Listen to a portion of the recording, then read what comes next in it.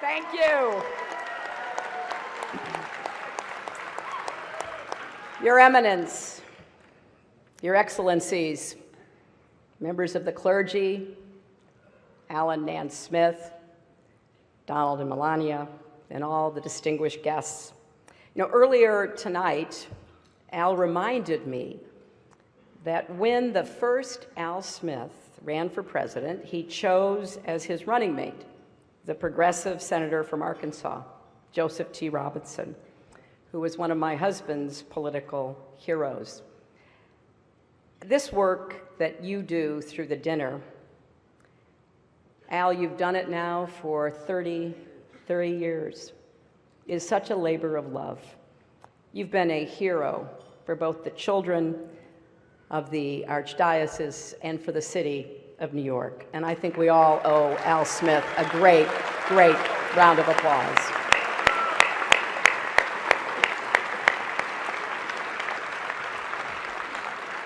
This is such a special event that I took a break from my rigorous nap schedule to be here.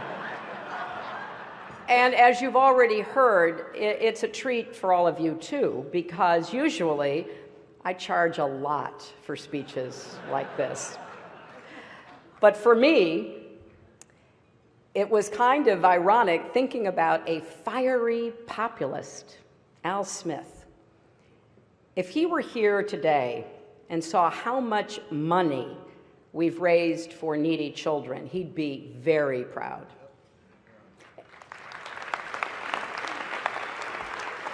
And if he saw this magnificent room full of plutocrats celebrating his legacy, he'd be very confused. It's a special honor to be here with Your Eminence.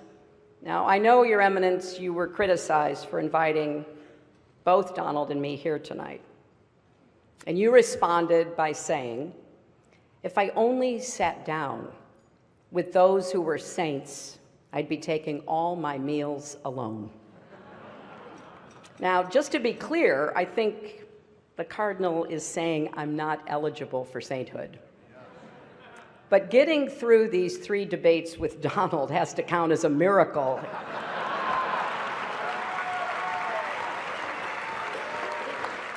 So I guess I'm up against the highest, hardest stained glass ceiling.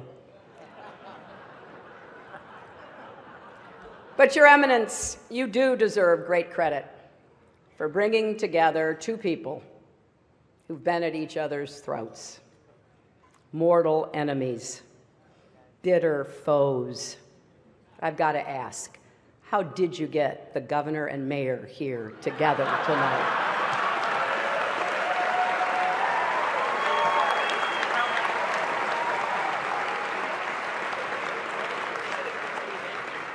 Now, I've got to say, there are a lot of friendly faces here in this room, people that I've been privileged to know and to work with. I just want to put you all in a basket of adorables. And you look so good in your tuxes, or as I refer to them, formal pantsuits. And, because this is a friendly dinner for such a great cause, Donald, if at any time you don't like what I'm saying, feel free to stand up and shout wrong while I'm talking. Come to think of it, it's amazing I'm up here after Donald. I didn't think he'd be okay with a peaceful transition of power.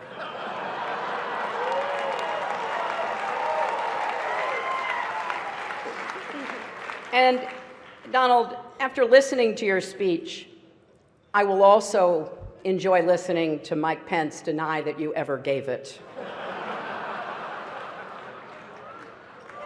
I've had the privilege of being at the Al Smith dinners in years past, and I always enjoy it. But remember, if you're not happy with the way it comes out, it must be rigged.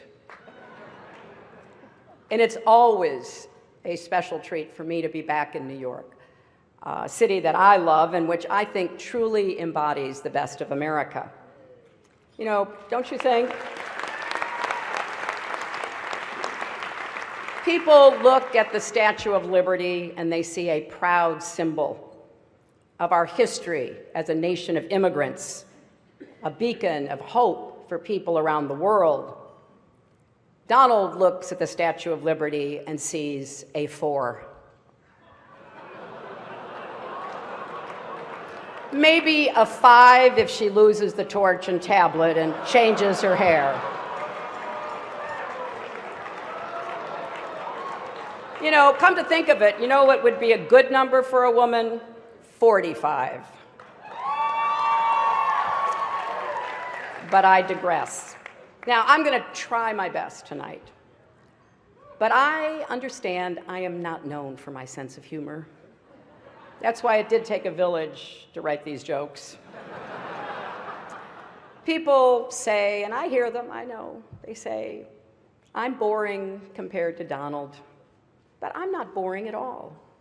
In fact, I'm the life of every party I attend, and I've been to 3. And when the parties get out of hand, as occasionally they do, it's important to have a responsible chaperone who can get everyone home safely. And that is why I picked Tim Kaine to be my vice president. Now, you notice there is no teleprompter here tonight, which is probably smart because maybe you saw Donald dismantle his prompter the other day. And I get that. They're hard to keep up with, and I'm sure it's even harder when you're translating from the original Russian.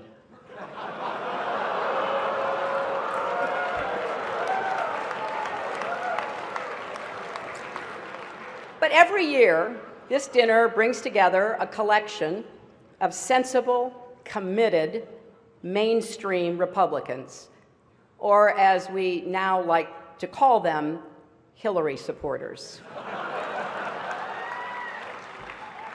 Now, some of my critics, and I hear that too, yeah,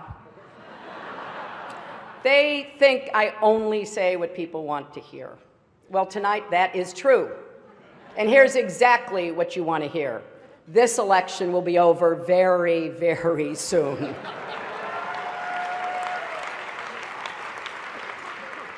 And look at this dais. We got Charlie Rose and Maria Bartiromo and Chris Matthews and Gayle King and Norah O'Donnell and Katie Couric. This counts as a press conference, right? It is great also to see Mayor Bloomberg here.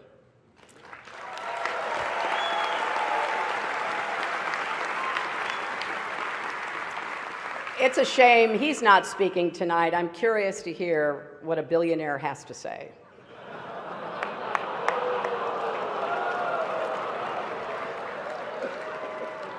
And look else at the dais. We've got the Honorable Chuck Schumer, the Honorable Andrew Cuomo, the Honorable Mike Bloomberg, the Honorable Bill de Blasio, the Honorable David Dinkins, and so many other wonderful elected officials. And we have Rudy Giuliani. Now, many don't know this, but Rudy actually got his start as a prosecutor, going after wealthy New Yorkers who avoided paying taxes. But as the saying goes, if you can't beat him, go on Fox News and call him a genius. So as I've said, we've now had our third and thankfully final debate. Sharing a stage with Donald Trump is like, well, nothing really comes to mind. There is nothing like sharing a stage with Donald Trump. Donald wanted me drug tested before last night's debate.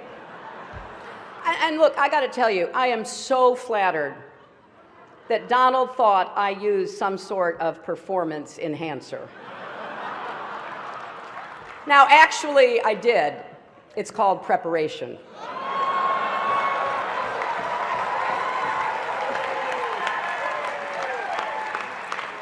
And looking back, I've had to listen to Donald for 3 full debates, and he says I don't have any stamina. That is 4.5 hours. I have now stood next to Donald Trump longer than any of his campaign managers.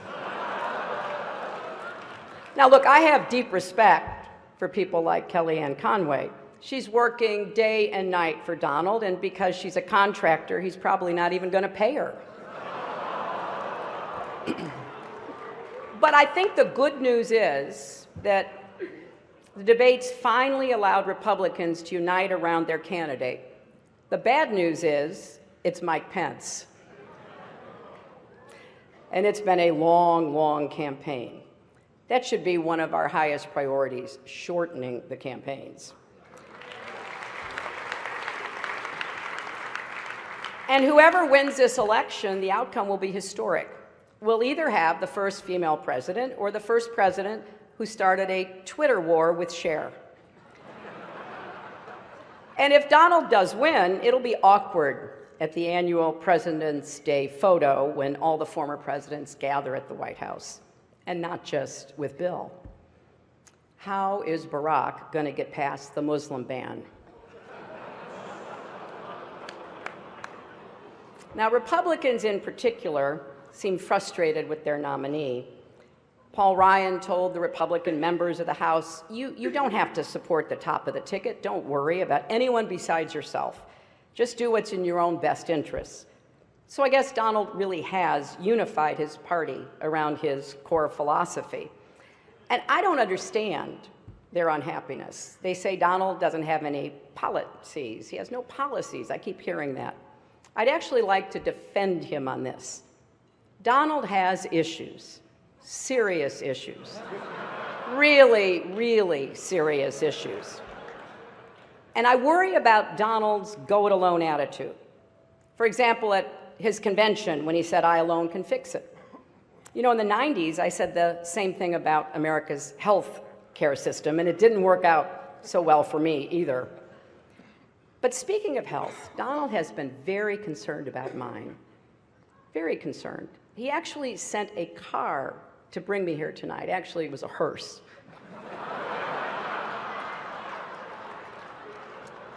But I kind of want to just put the information out there so everybody can draw their own conclusions and you can judge our relative health.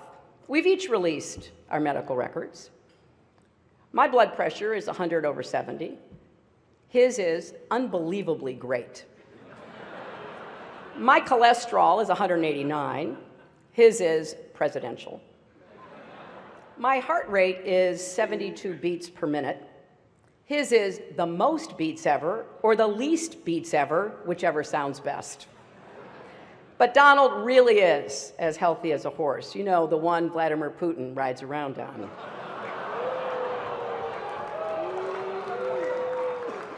But I can say without fear of contradiction tonight that I will be the healthiest and youngest woman ever to serve as president.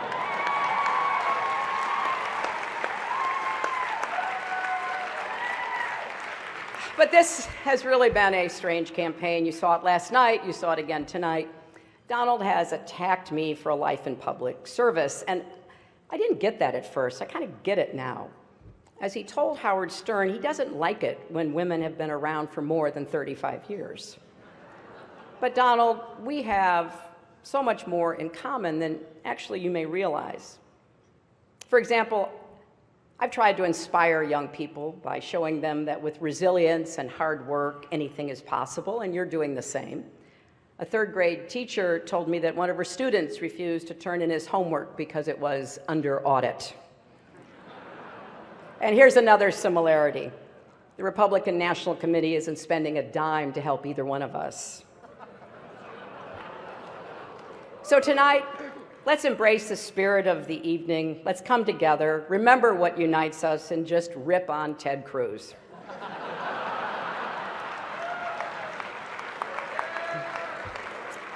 I hope you enjoyed my remarks tonight. I said no to some jokes that I thought were over the line.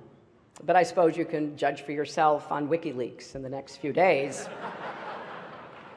Donald will tell us after the benediction whether he accepts that this dinner is over. He has to wait and see. But there's nothing funny about the stakes in this election. In the end, what makes this dinner important are not the jokes we tell, but the legacy that we carry forward. It is often easy to forget how far this country has come And there are a lot of people in this room tonight who themselves, or their parents or grandparents, came here as immigrants,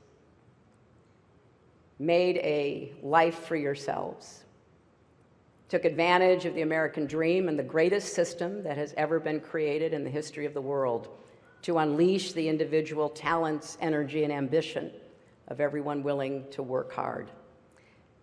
And when I think about what Al Smith went through, it's important to just reflect how groundbreaking it was for him, a Catholic, to be my party's nominee for president.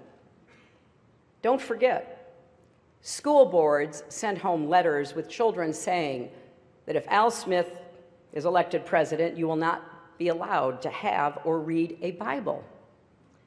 Voters were told that he would annul Protestant marriages. And I saw a story recently that said people even claimed the Holland Tunnel was a secret passageway to connect Rome and America to help the Pope rule our country. Those appeals to fear and division, can cause us to treat each other as the other. Rhetoric like that makes it harder for us to see each other, to respect each other, to listen to each other, and certainly a lot harder to love our neighbor as ourselves. I believe how we treat others is the highest expression of faith and of service. Now, I'm not Catholic, I'm a Methodist, but one of the things that we share is the belief that in order to achieve salvation, we need both faith and good works. And you certainly don't need to be Catholic to be inspired by the humility and heart of the Holy Father, Pope Francis, or to embrace his message.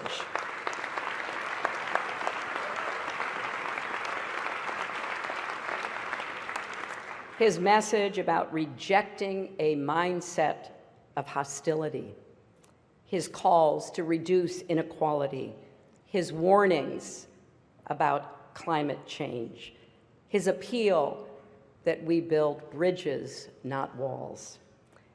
Now, as you may know, my running mate, Tim, is Catholic and went to Jesuit schools, and one of the things he and I have talked about is this idea from the Jesuits of the Magis, the more, the better. Well, we need to get better at finding ways to disagree on matters of policy while agreeing on questions of decency and civility, how we talk to each other, treat each other, respect each other. So I've taken this concept of Magis to heart in this campaign as best as one can in the daily heat, the back and forth of a presidential campaign, to ask how we can do more for each other and better for each other. Because I believe that for each of us, our greatest monument on this earth won't be what we build, but the lives we touch. And that is ultimately what this dinner is all about. And it's why it's been such a great honor to join you all again. Thank you.